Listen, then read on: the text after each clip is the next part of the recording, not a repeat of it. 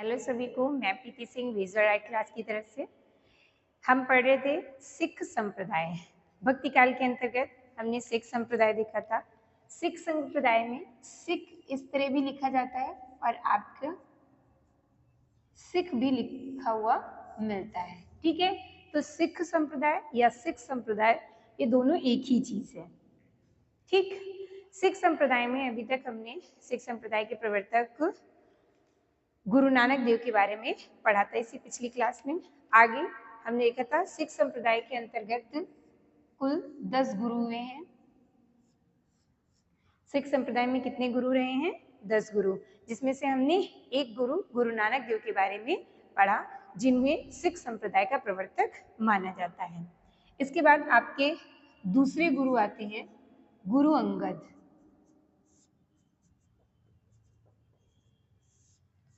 दूसरे गुरु आपके गुरु अंगद आते हैं, जिनका समय 1539 से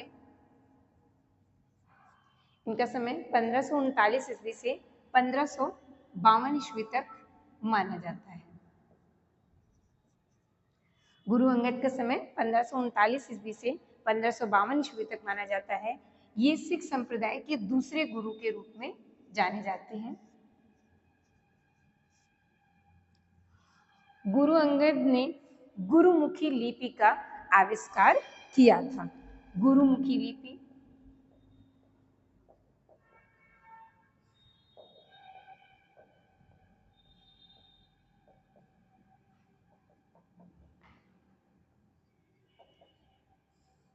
गुरुमुखी लिपि में ही आपकी कौन सी भाषा लिखी जाती है? पंजाबी भाषा। पंजाबी भाषा आपकी किस लिपि में लिखी जाती है? गुरुमुखी लिपि में। और गुरुमुखी लिपि का आविष्कार किसने किया था? गुरु अंगद ने किया था। और गुरुमुखी लिपि में ही आपकी जो सिख संप्रदाय की प्रमुख ग्रंथ माना जाता है गुरु ग्रंथ साहब, वो भी आपकी किस लिपि में लिखी गई है? गुरुमुखी लिपि में, गुरु ग्रंथ साहब। ये पुस्तक भी किस लिपि में है? गुरुमुखी लिपि में लिखी गई है। इन्होंने गुरु ग्रंथ साहब में नानक देव के लेखन को गुरुमुखी लिपि में संकलित किया था। गुरु अंगद ने गुरु ग्रंथ साहब में गुरुमुखी लिपि के आधार पर ही गुरु नानक देव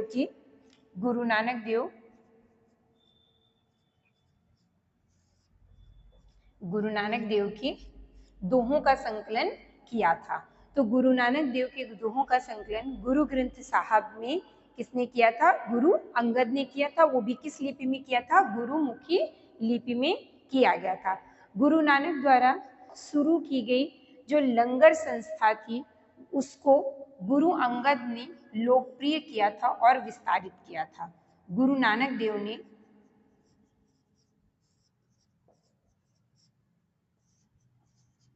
जो अमृतसर में उन्होंने लंगर की प्रथा का शुरुआत की थी गुरु नानक देव ने, और उसी से संबंधित एक लंगर संस्था की स्थापना की थी। तो गुरु नानक देव ने लंगर संस्था की स्थापना की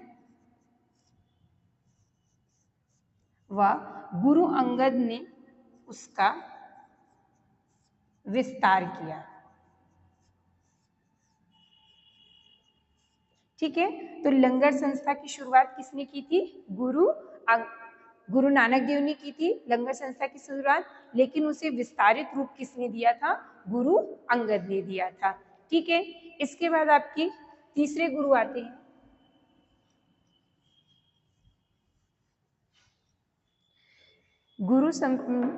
सिख संप्रदाय के अंतर्गत आपके तीसरे गुरु में आते हैं गुरु अमरदास साहिब।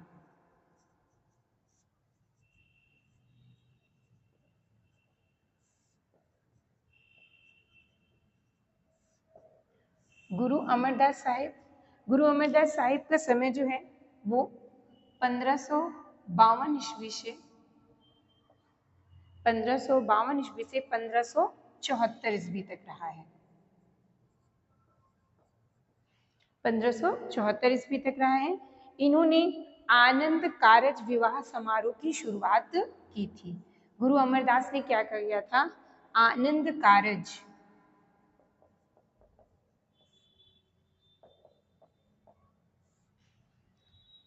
विवाह समारोह की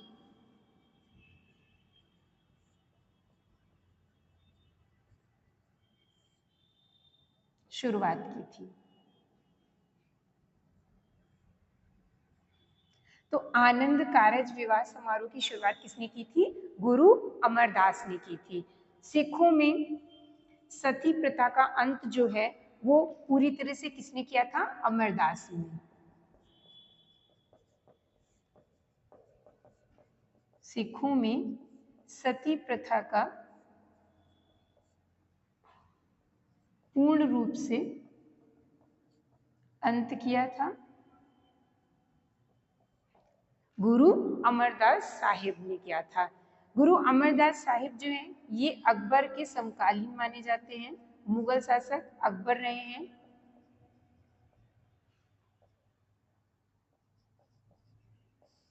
अकबर के समकालीन माने जाते हैं गुरु अमरदास साहिब। इसके बाद आपके अगले गुरु आते हैं, चौथे गुरु, जो गुरु रामदास थे।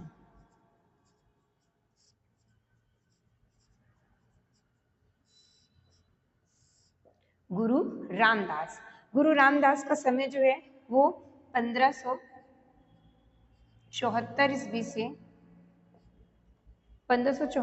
से 1581 ईस्वी तक माना गया। गुरु परंपरा में इनका समय काल 1574 ईस्वी से 1581 ईस्वी तक माना गया। गुरु रामदास जो थे ये चौथे गुरु माने जाते हैं।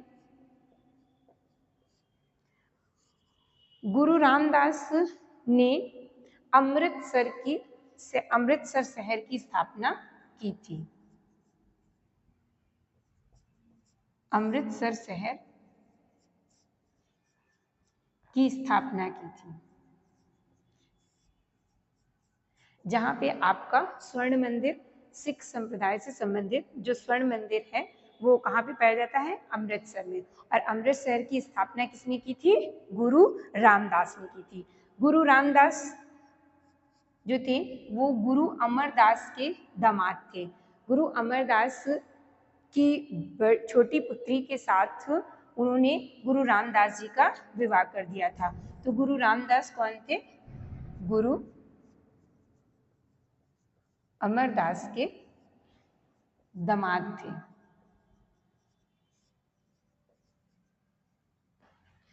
ठीक है, और इन्होंने ही, गुरु रामदास ने ही अमृतसर शहर की स्थापना के बाद वहां पे स्वर्ण मंदिर के निर्माण शुरू किया था। स्वर्ण मंदिर के निर्माण को शुरू किया था।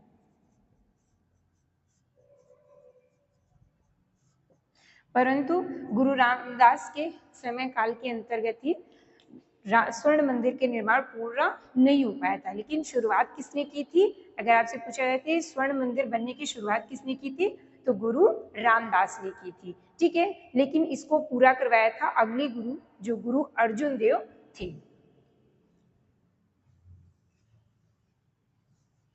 सिखों के गुरु परंपरा के अंतर्गत पांचवें गुरु आपके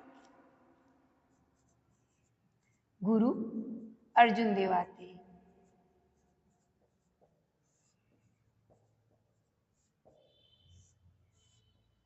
गुरु अर्जुन देव का समय जो है वो 1581 ईस्वी से 1606 ईस्वी तक माना जाता है। गुरु अर्जुन देव का समय 1581 ईस्वी से 1606 ईस्वी तक माना जाता है। गुरु अर्जुन देव ने ही स्वर्ण मंदिर के निर्माण को पूर्ण किया था। ठीक है, गुरु अर्जुन देव ने स्वर्ण मंदिर के निर्माण को पूरा किया था, लेकिन इसकी शुरुआत किसने की थी? इससे पहले के गुरु जाके गुरु रामदास थे। सिखों के धर्म ग्रंथ आदि ग्रंथ की इन्होंने संकलन किया था। सिखों का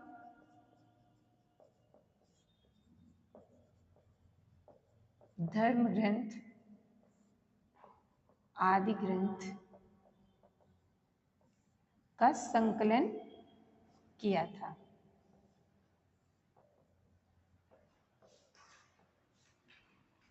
ठीक है, गुरु अर्जुन देव ने किया था। गुरु अर्जुन देव ने, जहांगीर ने इन्हें फांसी देने का आदेश दिया था, तो इनको शहीदान दे सरताज, शहीदों का ताज की उपाधि दी गई थी। गुरु अर्जुन देव को कौन सी उपाधि दी गई थी? शहीदान दे, शहीदान दे सरताज। शहीदान दे सरताज की उपाधि किसको दी गई थी? गुरु अर्जुन देव को दी गई थी। गुरु अर्जुन देव को ये उपाधि क्यों दी गई थी? क्योंकि जहांगीर ने इन्हें फांसी दी थी। जहांगीर के ये समकालीन थे। गुरु अर्जुन देव किसके समकालीन थे? जहांगीर के समकालीन थे। जहांगीर ने इन्हें फांसी दी थी गुरु अर्जुन देव को, इसलिए इन्हें लोगों ने क्या उपाधि दे दी? शहीदीन दे सरताज। ठीक है, यानी कि शहीदों का ताज। इसका अर्थ क्या होगा? शहीदों का ताज। ठीक है, तो शहीदीन दे सरताज की उपाधि किसको मिली है? गुरु अर्जुन देव को मिली है। इसके बाद आपके अगले गुरु हुए हैं,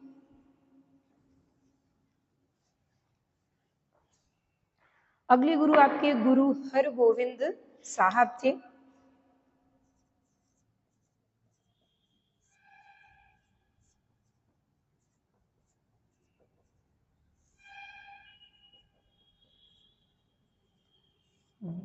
गुरु हरगोविंद साहिब, इनका समय जो है वो 1606 से 1644 ईस्वी तक रहा है। 1606 ईस्वी से 1644 ईस्वी तक इनका समय रहा है। गुरु हरगोविंद साहिब कौन थे? गुरु अर्जुन देव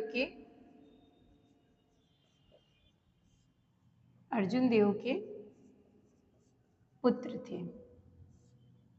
ठीक है, तो गुरु हरगोविंद साहब जो कि आपके अगले गुरु थे, तो वो किसके पुत्र थे? गुरु अर्जुन देव के पुत्र थे। इसलिए गुरु अर्जुन देव के बाद जो गुरु पदवी थी वो किसको दी गई? गुरु हरगोविंद साहब को दी गई। इन्होंने सैनिक संत के रूप में जाने जाते थे। गुरु हरगोविंद साहब जो हैं ये सैनिक संत के रूप में, सैनिक संत के रूप में जाने जाते हैं। सैनिक संत के रूप में क्यों? क्योंकि गुरु हरगोविंद ने ही सबसे पहले एक छोटी सी सेना का गठन किया था। इन्होंने एक छोटी सेना का गठन किया था। ठीक है, तो गुरु हरगोविंद साहब ने छोटी सी सेना का गठन किया था और इन्होंने धर्म की रक्षा के लिए हथियार उठाया था। तो धर्म की रक्षा के लिए हथियार उठाने वाले पहले गुरु कौन माने जाते हैं? गुरु हरगोविंद साहब।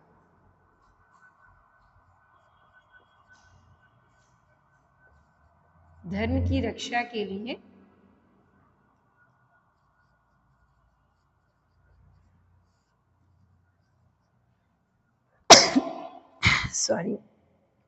धर्म की रक्षा के लिए हथियार उठाने वाले पहले गुरु माने जाते हैं। कौन? गुरु हरगोविंद साहब। गुरु हरगोविंद साहब ने जहांगीर व शाहजहां के खिलाफ युद्ध लड़ा है। क्योंकि गुरु अर्जुन देव को किसने फांसी दी थी? जहांगीर ने। ठीक है, किसने दी थी? जहांगीर ने इनको फांसी दी थी। इसके बाद उनके पुत्र गुरु हरगोविंद साहब गद्दी पर बैठे, तो जहांगीर व उनके शाहजहां के खिलाफ इन्होंने युद्ध लड़े।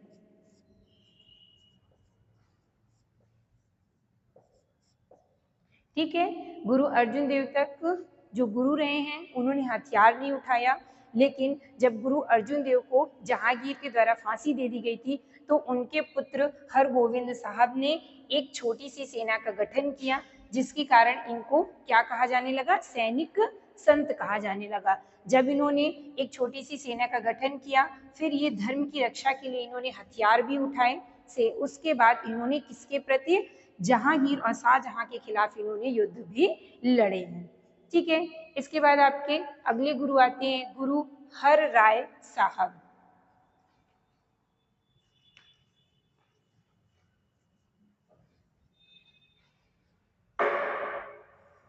आपके अगले गुरु आते हैं गुरु हर राय साहेब।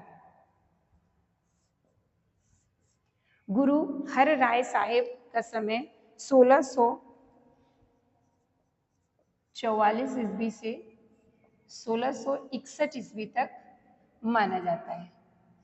ठीक है, 1644 ईस्वी से 1661 ईस्वी तक ये गुरु परंपरा की पदवी पर विराजमान थे। गुरु हर राय साहिब जो थे वो कैसे थे, ये बहुत ही शांति प्रिय थे।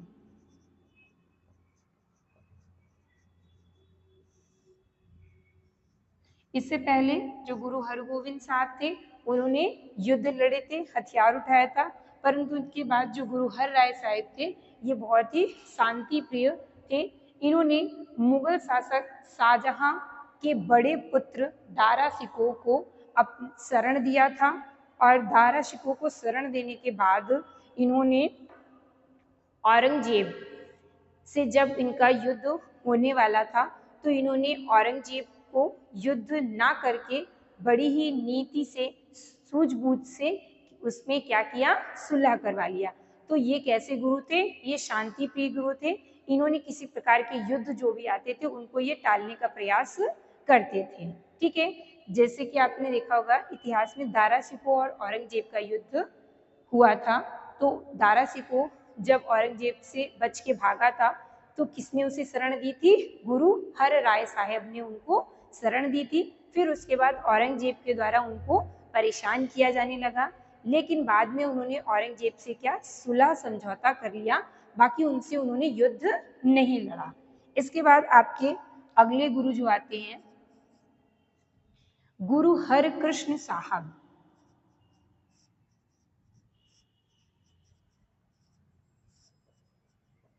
गुरु हरकृष्ण साहब, इनका समय जो है वो 1661 से 1664 ईस्वी तक था। ये केवल 3 वर्ष गुरु पदवी पर विराजमान थे। ये सबसे छोटे गुरु माने जाते हैं। गुरु हरकृष्ण साहब जो थे वो सबसे छोटे गुरु माने जाते हैं।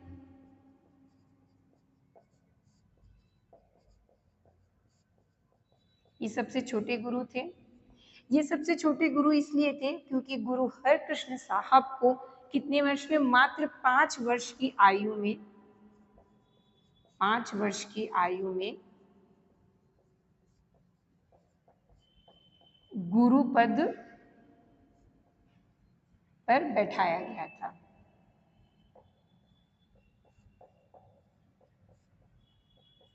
ठीक है, तो गुरु हरकृष्ण साहब जो थे वो मात्र 5 वर्ष की आयु में ही गुरु पद पर बैठे थे, इसलिए ये सिख संप्रदाय के गुरु परंपरा में ये सबसे छोटे गुरु माने जाते हैं।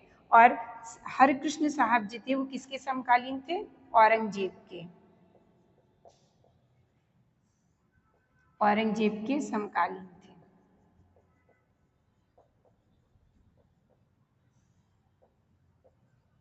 ठीक है, तो ये आपके 8 गुरु होंगे। 9वें गुरु आपके सिख संप्रदाय में 9वें गुरु आपके रहे हैं गुरु तेग बहादुर।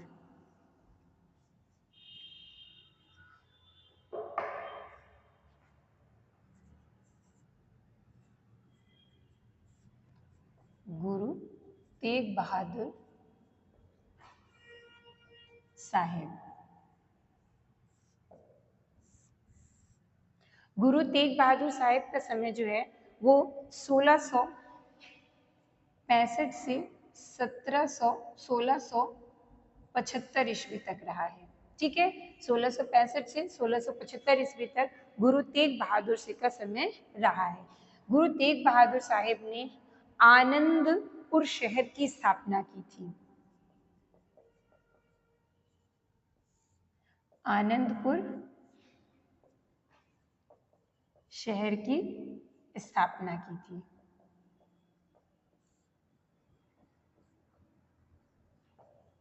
ठीक है। गुरु तेग बहादुर औरंगजेब के समकालीन थे। इनको हिंद की चादर की उपाधि दी गई थी। ये औरंगजेब के समकालीन थे।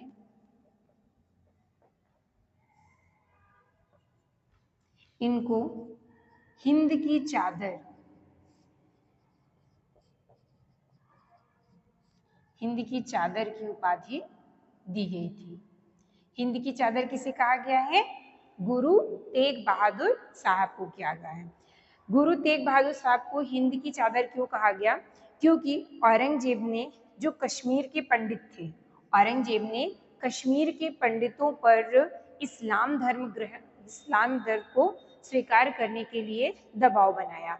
तो जो कश्मीर के पंडित थे वो उस समय कहाँ गए? गुरु तेग बहादुर के पास गए। जो पंडित थे वो तेग बहादुर के पास जब गए तो उन्होंने कहा हम इस्लाम ग्रहण नहीं करना चाहते हैं। तो गुरु तेग बहादुर ने औरंगजेब के पास ये सूचना भिजवाई और ये कहा पंडितों के द्वारा कि अगर औरंगजेब ने गुरु तेग बहादुर को इस्लाम धर्म ग्रहण करवा लिया या स्वीकार करवा लिया तो जितने भी पंडित हैं वो सभी इस्लाम धर्म स्वीकार कर लेंगे। इसीलिए फिर औरंगजेब ने अपनी सेना के साथ गुरु तेग बहादुर से युद्ध भी लड़ा। गुरु तेग बहादुर को बंदी बना करके औरंगजेब ने उसे जेल में रखा, उसे बहुत ही प्रताड़ित किया।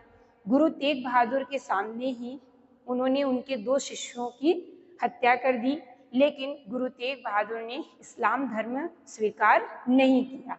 जिसके बाद गुरु तेग बहादुर को सबके सामने इन्होंने दिल्ली के चांदनी चौक पर शीश काटने का हुक्म दे दिया था। कहाँ पे? दिल्ली के चांदनी चौक पर।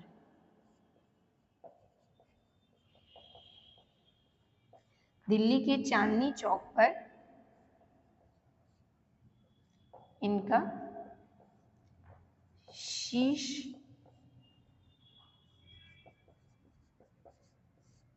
काटने का हुक्म दिया था। ठीक है। तो औरंगजेब ने, मुगल शासक औरंगजेब थे, औरंगजेब ने किस गुरु का शीश जो है वो कटवा दिया था? गुरु तेग बहादुर का। कहाँ पे? दिल्ली के चांदनी चौक में सबके सामने इन्होंने उनका शीश कटवाया था। किस लिए? क्योंकि ये इस्लाम धर्म ग्रहण नहीं करना चाहते थे। ठीक है। तो ये आपके गुरु, नवें गुरु गुरु तेग बहादुर ने। आपकी गुरु परंपरा में 10वें गुरु गुरु गोविंद सिंह।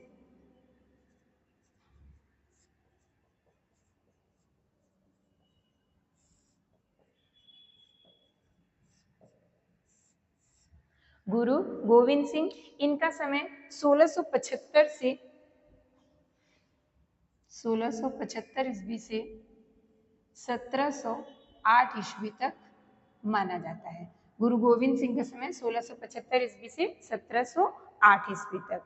गुरु गोविंद सिंह जो हैं वो गुरु तेग बहादुर के पुत्र थे।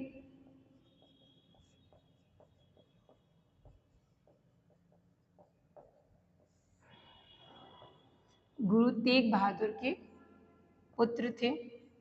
ठीक है। गुरु गोविंद सिंह ने ही खालसा पंथ की स्थापना की थी। कब? 1699 ईस्वी में। खालसा पंथ की स्थापना 1699 ईस्वी में की। ठीक है। आपसे पूछता है खालसा पंथ की स्थापना कब हुई? 1699 ईस्वी में। खालसा पंथ की स्थापना किसने की? गुरु गोविंद सिंह ने की। ठीक है। और सिखों की गुरु परंपरा में गुरु गोविंद सिंह जो थे वो अंतिम गुरु थे।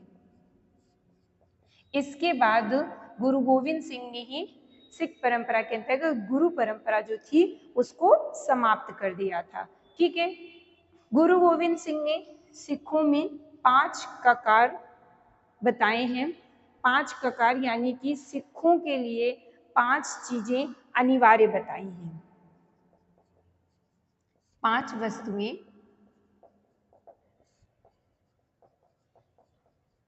अनिवार्य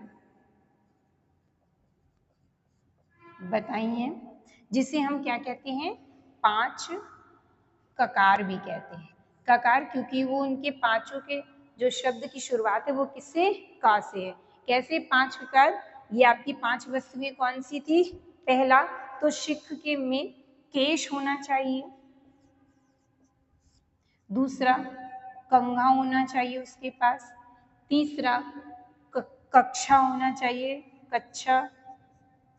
ठीक है, चौथा कड़ा होना चाहिए और 5वां है कृपाण। कृपाण यानी कि आप उनके पास तलवार होनी चाहिए। ठीक है, तो गुरु गोविंद सिंह ने क्या कहा कि जो सिख होगा, उस सच्चे सिख जो होगा उसके पास ये 5 चीजें अनिवार्य रूप से होनी चाहिए। कौन सी, उसके केश, कंघा, कच्छा, कड़ा और कृपाण। इसलिए ये इसका पहला अक्षर का से, इसीलिए इसको क्या कहा गया, 5 ककार कहा गया। और सिखों में 5 ककार की परंपरा की शुरुआत किसने की थी, गुरु गोविंद सिंह ने की थी। ठीक है, ये हमने देखा सिख संप्रदाय के अंतर्गत आने वाले 10 गुरुओं के बारे में। अब हम अगली क्लास में आगे के संत कवियों के बारे में पढ़ेंगे।